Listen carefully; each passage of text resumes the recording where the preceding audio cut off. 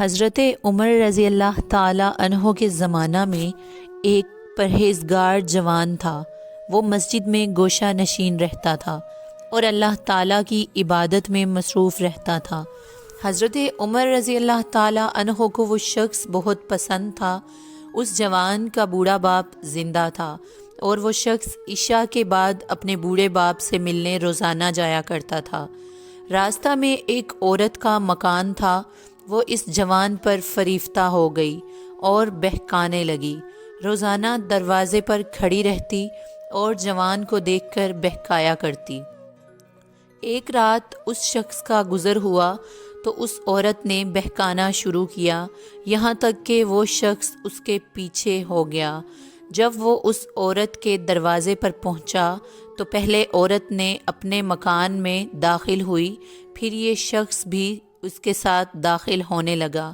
اچانک اس نے اللہ تعالیٰ کو یاد کیا اور یہ آیت اس کی زبان سے بے ساختہ جاری ہو گئی۔ ان الذین اتقوا اذا مسہم طائف من الشیطان تذکروا فاذا هم مبصرون۔ سورہ اعراف 201 آیت نمبر۔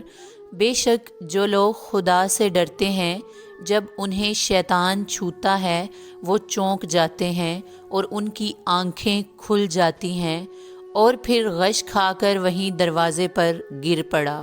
اندر سے عورت آئی، یہ دیکھ کر کہ جوان اس کے دروازے پر بے ہوش پڑا ہے، اس کو اپنے اوپر الزام آنے کا اندیشہ ہوا۔ چنانچہ اس نے اپنی ایک لونڈی کی مدد سے اس جوان مرد کو وہاں سے اٹھا کر اس کے دروازے پر ڈال دیا۔ ادھر بوڑھا باپ اپنے لڑکے کی آمد کا منتظر تھا۔ جب بہت دیر تک وہ نہ آیا تو اس کی تلاش میں گھر سے نکلا۔ دیکھا کہ دروازے پر بے ہوش پڑا ہے اس کا بیٹا۔ بوڑھے نے اپنے گھر والوں کو بلایا، وہ اس کو اٹھا کر اپنے گھر کے اندر لے گئے۔ رات کو وہ جوان ہوش میں آیا۔ باپ نے پوچھا، بیٹا تجھے کیا ہوا ہے؟ اس نے جواب دیا، خیریت ہے۔ باپ نے واقعہ کی حقیقت دریافت کی تو اس نے پورا واقعہ بیان کر دیا۔ پھر باپ نے پوچھا، وہ کون سی آیت تھی جو تم نے پڑھی تھی؟ یہ سن کر بیٹے نے مذکورہ بالا آیت پڑھ کر سنا دی اور پھر بے ہوش ہو کر گر پڑا۔ اس کو ہلایا گیا تو معلوم ہوا کہ وہ مر چکا ہے۔ چنانچہ رات ہی کو دفن کر دیا گیا۔